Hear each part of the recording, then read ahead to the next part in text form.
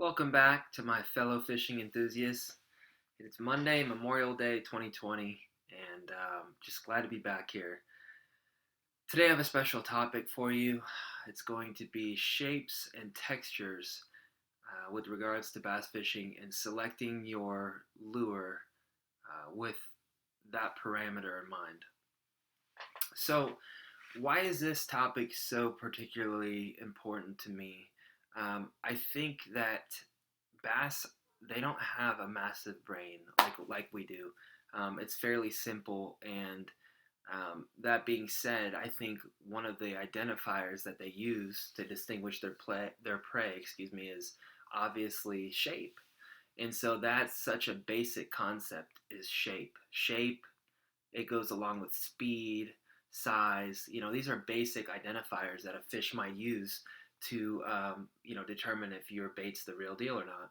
And so I think sometimes we overlook shape and texture, and we don't realize how important it really is. Why would you not do everything that you can to make your presentation that much more convincing? And to me, shape and texture, really contributes to that. So what am I going to do here? I'm going to start out by pulling up, like Tackle Warehouse, which is one of the places where I usually shop for my baits. It's just convenient, quick, and easy. So I'll pick up Tackle Warehouse, pull up the web page, and then we'll go through kind of a few of the baits that I look at regularly, and like how I would go about, selecting them based on shape and texture. So once again, it's very basic. It's a very basic concept, but it gets overlooked because people, I think, gravitate more towards the baits that are trending, and what's really popular out there instead of thinking at it. The bass doesn't know that it's Strike King or Yozuri. The bass doesn't know that. What they know is they know what their food looks like, and they know what it doesn't look like. So keep that in mind. So why don't we go ahead and just dive into this? Like I said, I'm going to pull up the web page here, and we're going to pull up Tackle Warehouse, and we're going to start with Flukes. We are going to start with Flukes. So the primary fluke that I see most people throw is going to be the Zoom Super Fluke right here. This is probably the fluke. If you were to survey a panel of 1,000 anglers, I think probably 900 of them would say that this is the fluke that they use. So let's see here. You could read more. You could pull up the details category here, and there's Super Fluke, which is what this is. The length is 5¼ inches, 10 come in a bag. Okay, so that's what it looks like. It's very streamlined and long. It has a little bit of a taper at the nose, and then it's got the little twin double tail in the back. And there's all these different colors, right? So maybe your first thought would be, okay, well, there's Threadfin in the lake. Let me find something that's a little shiny, maybe just a hint of chartreuse in it.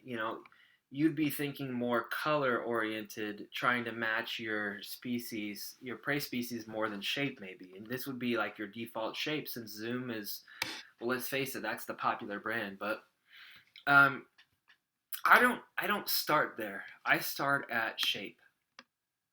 So when I type in fluke, I'll look around. I don't really see anything here that I super like. If I'm being honest, this is all Zoom here. This is a glide bait, and this is, it's all Zoom pretty much. So what I'll do instead is I'll go to baits, and I'll go to soft baits,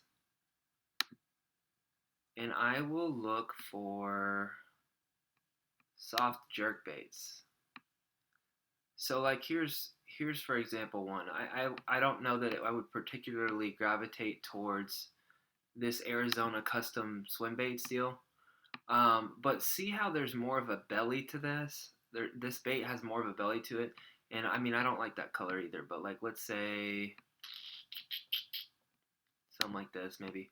So this has a lot more substantial of a midsection. And a threadfin shad, if we're talking about shad or gizzard shad, threadfin shad, like the main staple food items, at least here where I live in the South, they're not as streamlined. They've got a little bit of that belly to them, if you will. So let me show you what I mean. Let's pull up an image of a threadfin shad here. Hold on.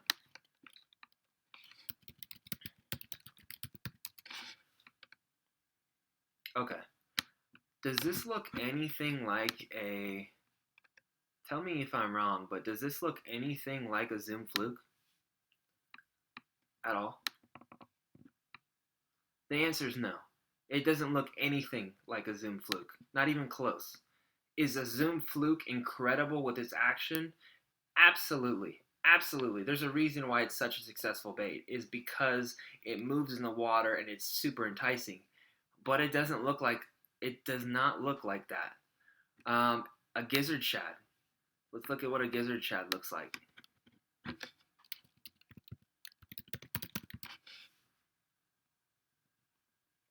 Same deal. I mean, they get huge, but you know, that does not look like a Zoom Fluke.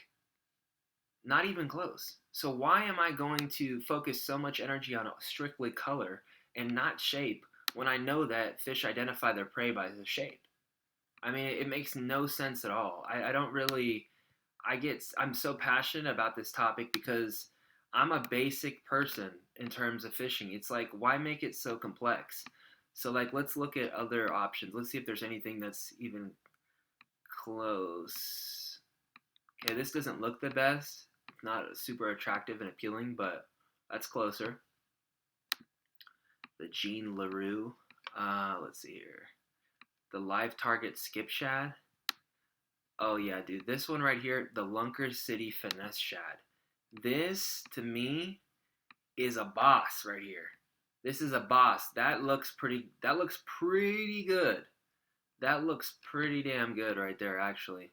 Um, and once again, it's just like, wow, like little details like that make the difference, I think. And why would you not put all the advantages that you can in your court when you're fishing? Why would you just follow everybody else and do exactly what everybody else says, and expect a different result?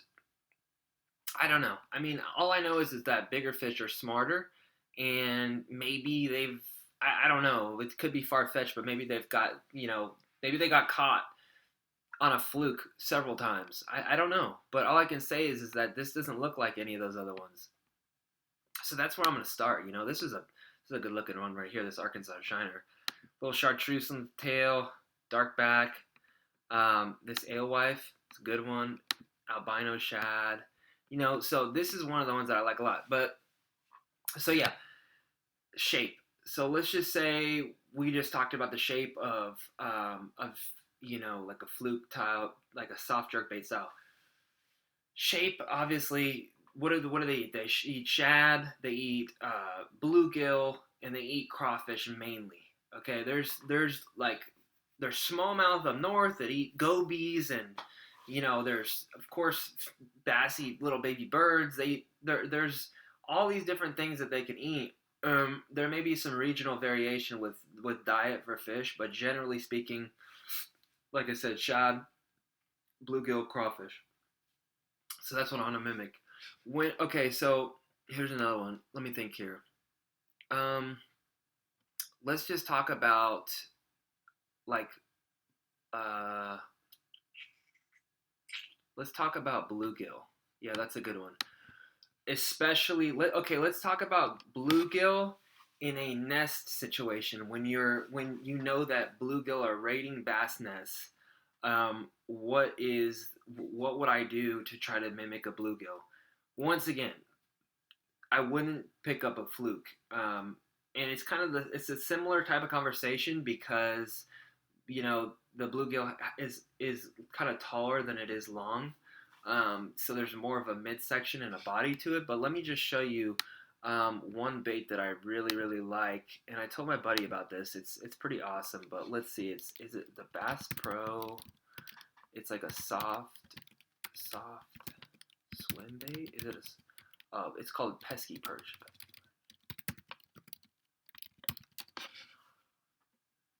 Yeah, this is a bad bihatch right here, boys. Okay, so Bass Pro Shops pesky perch. Man, I mean, this is what it is right here. So hold on, let's wait for this thing to load. So like that to me, number one is I wouldn't necessarily have that huge hook on it. That's just me. I don't. That looks weird. Doesn't look natural. Um, but like, dude, I mean the print that makes in the water. That's like one of the things I always talk about. Is I talk about print. So like, I've said this before in my previous videos, but there was this game that I played as a kid.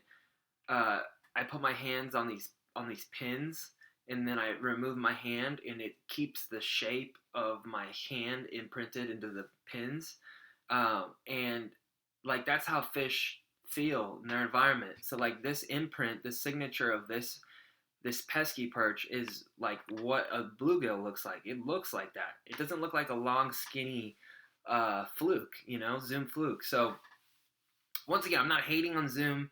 They have a phenomenal, phenomenal product, and I've caught a lot of fish on it. But I'm advancing my thought process, and like little things like this to me, I feel better on. So like what I would do on this is maybe I'd do a little drop shot hook through the nose, something very minimal. Especially like bed fishing situation, I do something very minimal to where it doesn't like take away from the profile of the bait. I wouldn't want personally with a bait like this. I wouldn't want that. I wouldn't want a huge wide gap hook with a big sinker, and this thing looks fake to me. I mean, I don't know, man. I'm looking at that thinking, I would rate that differently. So I mean, you could put a really low profile, thin, light wire, round bend type, like worm hook style, like very thin, and then do like Carolina rig. Like I wouldn't put that sinker pinned up against the head of it. I just wouldn't. It's not. I don't know. This is me. Let's think here. So that like I talked about bluegill, shad, crawfish. Obviously crawfish. Let's look at some crawfish baits that I like and talk about them. So I'm going to go soft baits here. And it's not like I'm just saying like these specific brands I would use. I'm just showing you kind of the way that you should be thinking about this. Like what is it that's going to like improve your game? So like here's craws.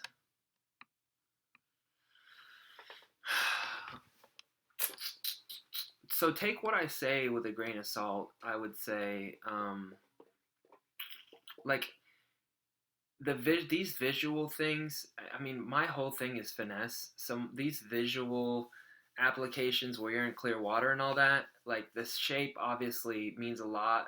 Obviously, like I said, the imprint that it makes in the water is probably more of a factor in stained water because they feel more. But as far as the visual of it, you know, there's some overly dramatic shapes that maybe like move more water, they disturb more water in like a stained water environment, and they probably help the fish to key in on the bait and find it. Like you have this chigger craw here. This has these really big claws like this, like that.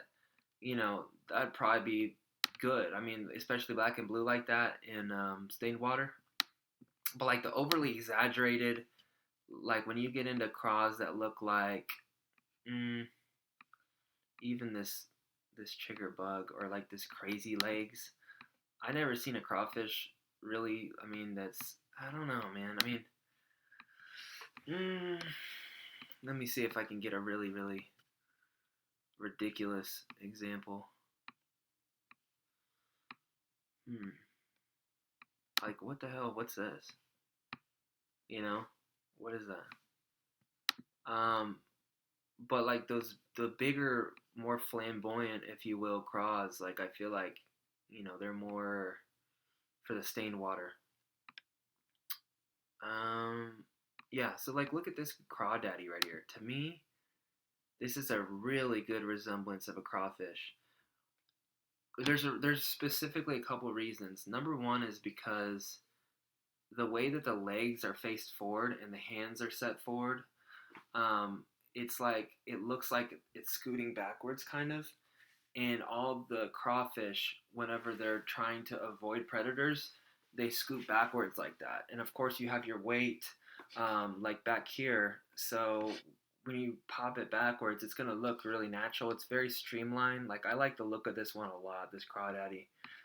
Like this looks really, really, really exceptional. Let's see here. Like their green pumpkin one, that looks good. Like, and I'm always thinking about like the profile constantly.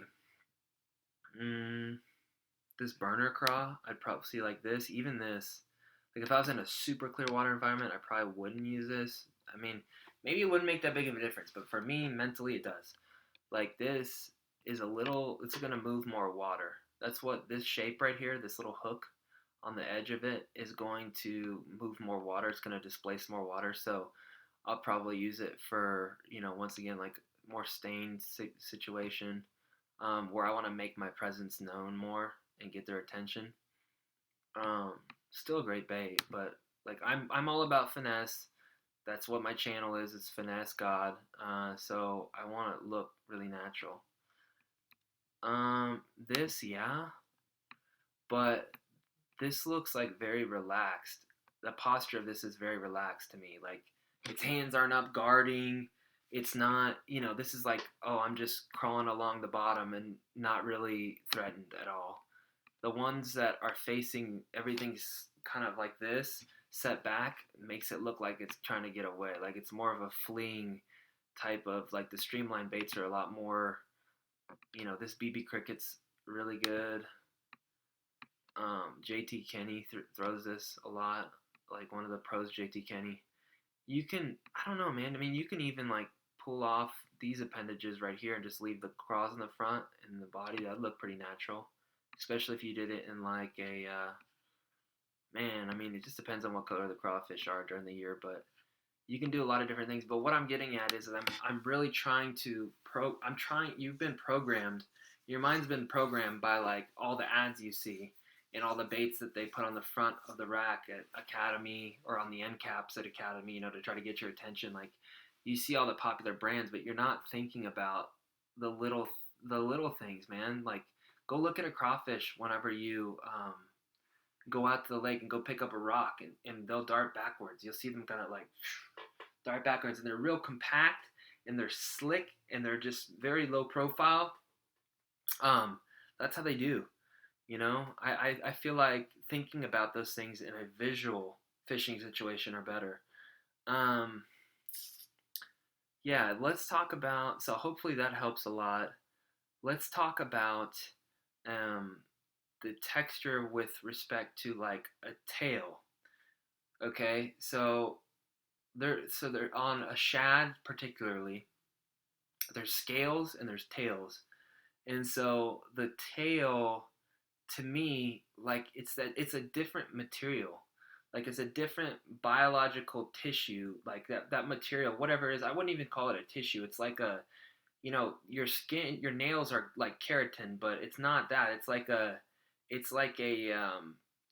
it's some sort of, I don't know exactly what it is, but it's more of like a web net type. It's like a fan. Their tails are more than their scales are like just their skin. It's a completely different texture that their tail makes, and so you know and I think it's actually vascular, which if you were saying that it'd be more cells, but anyway, that's something completely different. Um, but like, so with respect to being a trying to mimic a shad, let's look at like feathers. I like feathers a lot for like crankbaits because it's like it like fans out in the water, and it really acts like how a tail would act. And like when they look at it, I feel like it's just, I don't know if it just kind of bounces light off of it a certain way, or the way it kind of just splays out in an unorganized way in the water off the back of the bait. It looks really natural. I think that they see that. I mean, this is all hypothesis. I would call it theory. I would call it theory because I've tested it as a hypothesis and I've confirmed these things and I feel like they're right. My theory may not be validated by you, but I'm a very strong believer in it. So like even like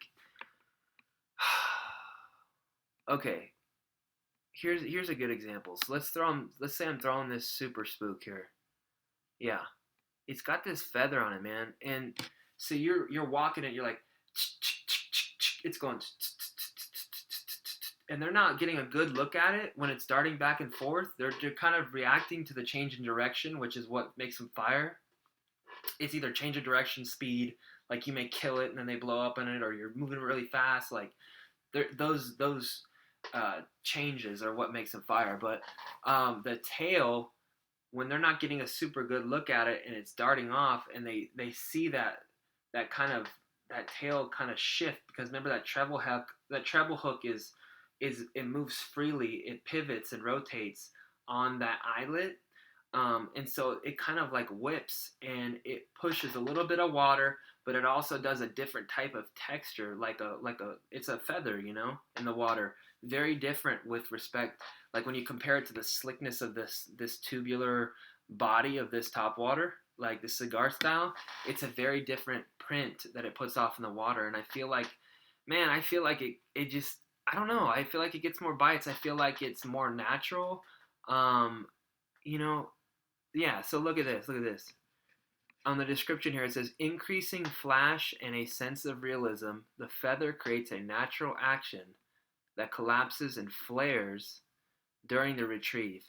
Collapses and flares. So there's a guy, his channel is Tactical Bassin, and his name's Matt, and he's like one of my favorite guys to watch, like super knowledgeable, and he always talks about secondary action. So like secondary action, like an example of that would be like little things, like on a swim jig, like the skirt will flare. You know what I mean? When you're moving it, you're reeling it, you pop it, and the skirt goes flares out. That puff, it's like when you see fish sometimes they flare their gills, like stuff like that. The feather, like this is like what I'm talking about. This is secondary action. So you're adding another dimension and aspect of action to your bait that you wouldn't normally have. And so it's like, do you want to have a whole bunch of feathers everywhere? I mean, I don't know. Probably I would. If I was trying to represent a bait fish, I would do that. I would have feather treble hooks at least on the back hook. I'd want on the back hook because I want it to look like the tail of a bait fish. So yeah. I mean, and then not only that, but you can add like little streamers to it. Like, let's see. Some of them have like this little. Okay, hold on. Some of them will have a little bit of flash.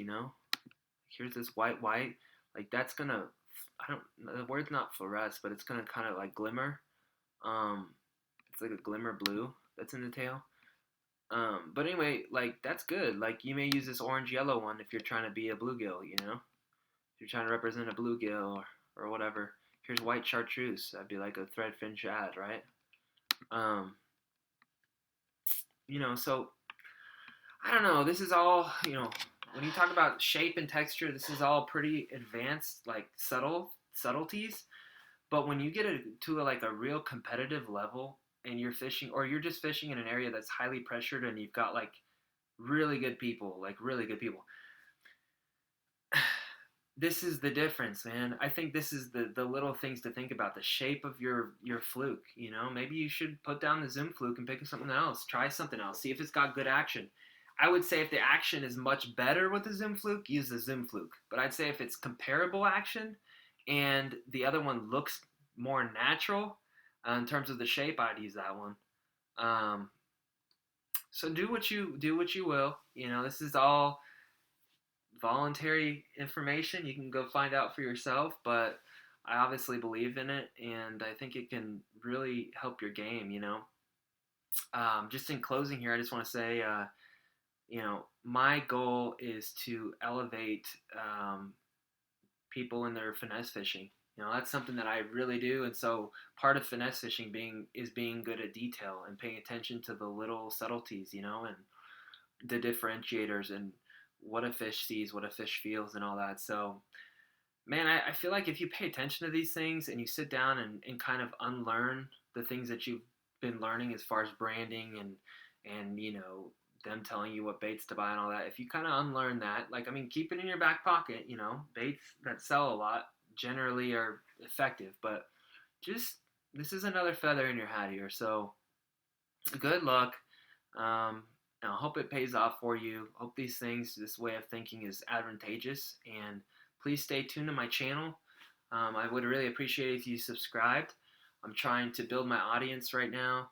I'm a full-time construction project manager. So I do that. It takes up all my time pretty much, and these videos are just a bonus for me. I'm not really as involved in fishing anymore. I'm coaching high school fishing, but I'm not personally out there really grinding and spending long days in the water. So it makes me feel great to be able to share this information and hope that it changes someone's experience. And maybe next time they go out there, they catch that once in a lifetime fish, even as cliche as that is. You never know. So thanks again. Please stay tuned and, share this with your friends. Take care.